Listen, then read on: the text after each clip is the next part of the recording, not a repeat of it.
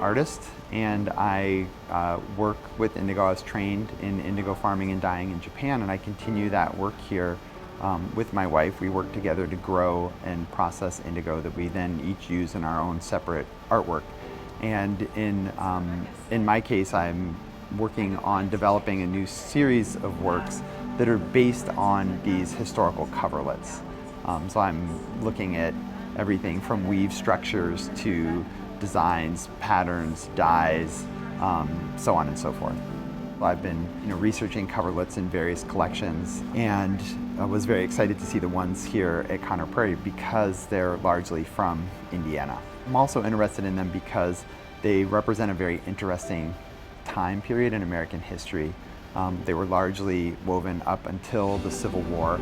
They have often political slogans that talk about freedom and independence and so on, when in fact they were very global textiles. We think of them as sort of locally produced textiles, but they were made with cotton grown by slaves on the plantations in the South, and they were dyed with dyes indigo from India, cochineal from South America, and all these sort of dyes that were part of global trade. So they're really somewhat contradictory in that we think of them as these very local things, but in fact they represent a much more global society at the time.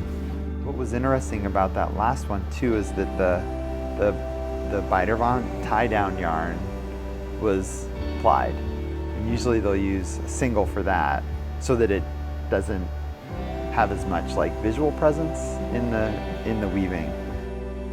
I was very interested in coming to Conner Prairie and seeing the coverlets in the collection here because it's not just the coverlets, but it's all the curators and the other folks working with weaving and the knowledge that they have and can share with me.